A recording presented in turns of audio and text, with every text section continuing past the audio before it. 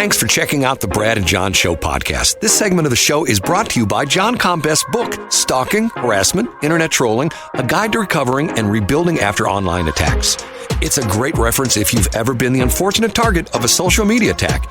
It's available on Amazon. Just search John Combest. That's C-O-M-B-E-S-T, John Combest, and the book will show up in your search results. Now it's time for another segment of the Brad and John Show. Can you handle it?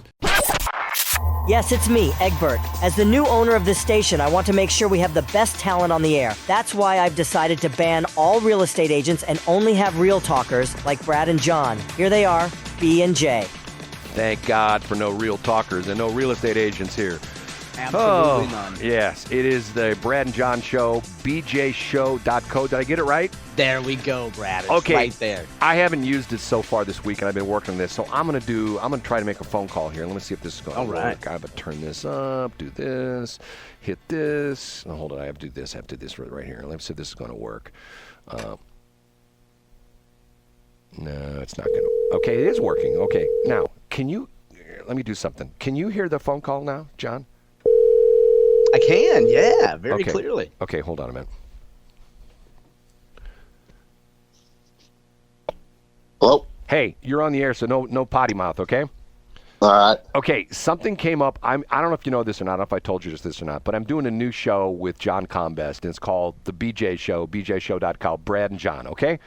So last week, I told the story of taking you and Brian to a wrestling match at a high school. Do you remember this? Yeah. Okay. This is my son, Brett, by the way. Okay. So you do remember this, correct? Yeah, it was a WCW show. Okay. The interesting thing about this is John is a wrestling aficionado. Okay. Now, remember what happened, and people are going to think that I've made this up. Remember what happened when you and Brian both were like astonished at what you saw. Do you remember this part of the story?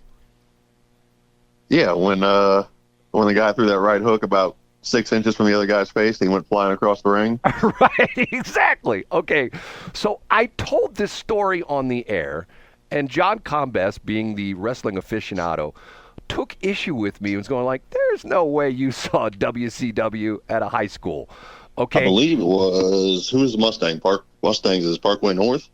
Parkway West. I thought it was Parkway West. Okay, Parkway West. It might be West. I forget which one is the Mustangs, but yeah, it was one of the Parkways. Yeah, one of the Parkways. I said the same thing. You know what? That might have been Marquette, because Marquette are the Mustangs.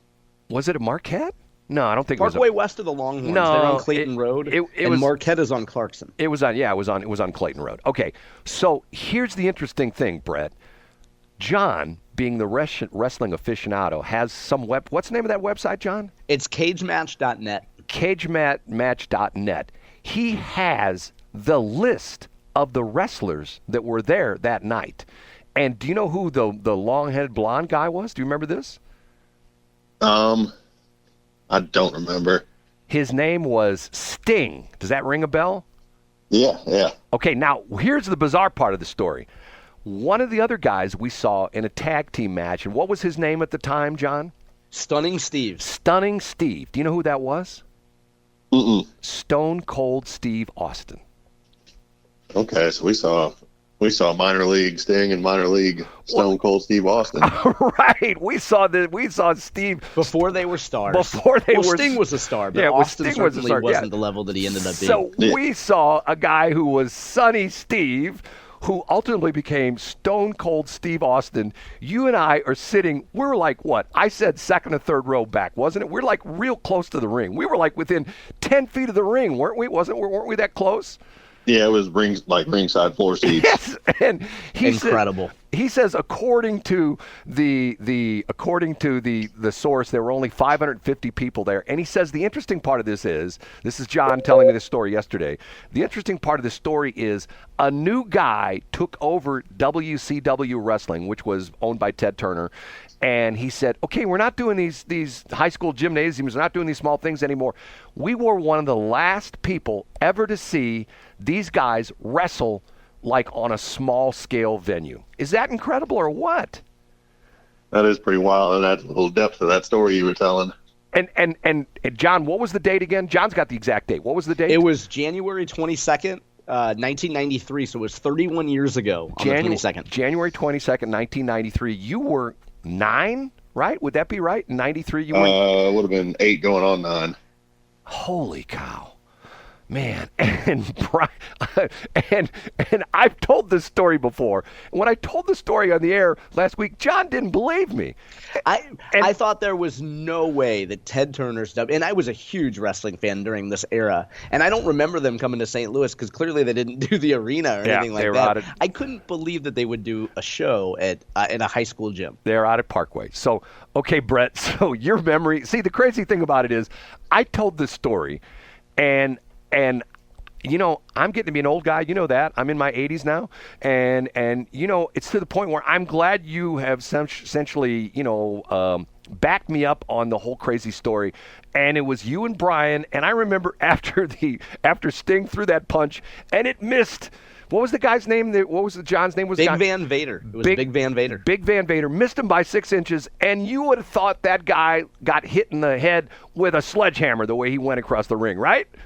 Oh yeah, it looked like somebody hit him in the face with a cinder block. Right, he just went backwards, and both you and Brian looked at me and go almost so like in one, you know, chorus. He didn't hit him.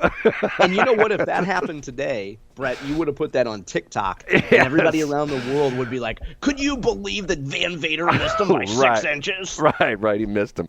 Okay, Brett, have you survived the storms down there? Yeah, it's still pretty windy, running sustained 13 to 15 mile an hour winds with 30 mile an hour gusts, but it's the worst of it was Monday. Did you actually have tornado in Pensacola, or someplace else? So is that Panama City? That was Panama City, which was about an hour and a half, 2 hours east of here. Yeah. That's near Tallahassee, isn't it? Kind of. I mean, it's south of Tallahassee. It's Panama City's down on the coast, and then Tallahassee's kind of up right off of Interstate 10. That's right. Yeah, if you keep going through Pensacola, ultimately you ran into Tallahassee on Interstate 10, correct?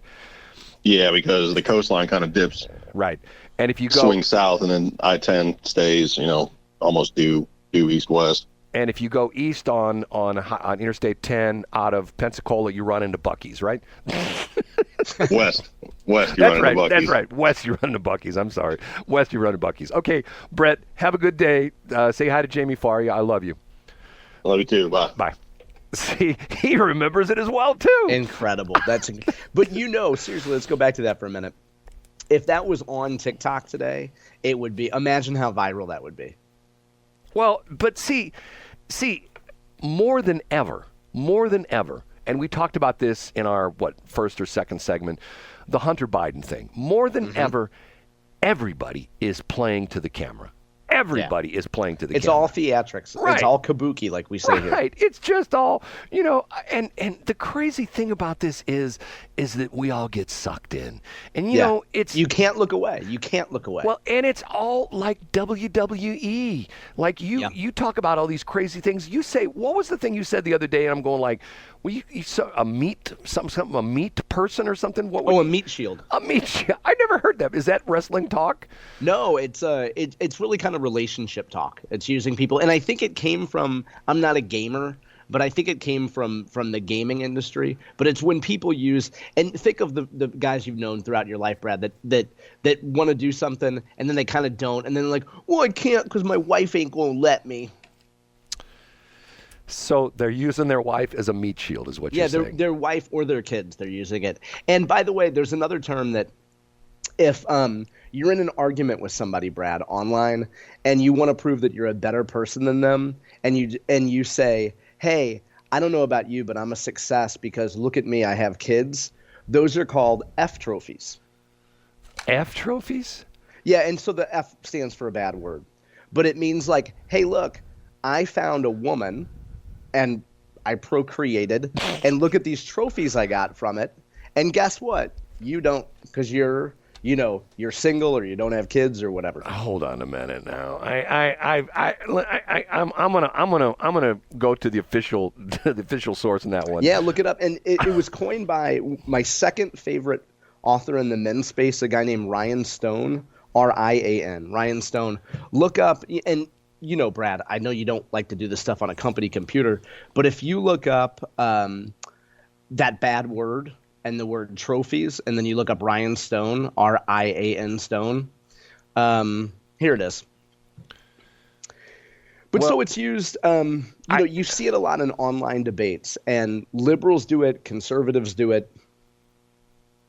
I got news for you. If I go to Urban Dictionary, it says, sorry, we can't find F trophy. But now if I put in the whole word, let's do that, it probably shows up. Well, also, Urban Dictionary is a lagging indicator, Brad. A lagging indicator. So Urban Dictionary will have things months after they've actually entered the vernacular. So like I said, I would suggest you look up that phrase and then add Ryan Stone, Ryan Stone, and you'll see it used in context. Here we go. By the way, while Brad consults the Googles, for folks who are wondering who the best male content creator is, it's a guy named Rollo Tomasi. And you can just look up the rational male. If you have a young male in your life, let's say that's puberty and above, the first book you should get to them, besides the Holy Bible, obviously, the second book you should get them is anything from the Rational Male series of books. How do you raise a man in today's gynocentric environment? The Rational Male will tell you. Okay. I'm going to say something that's going to shock you. Yes? Over the past 48 hours, I have made a decision in my life. Okay. And I'm going to call someone today. I will tell you who that person is. His name is Chris Heifel. He's the lead pastor for Grace River Church. If you know the story with Chris Heifel, interesting story. Was not a church, as he talked about. They were not a church family when he grew up. He grew up in Springfield, someplace around Springfield, Missouri, southwest corner of the state, and did not go to church. As a matter of fact, his parents did. I think his parents openly said they didn't necessarily believe in God. One day, 10 plus years ago, Chris uproots his family, comes here to St. Louis area, decides he's going to start a church, okay?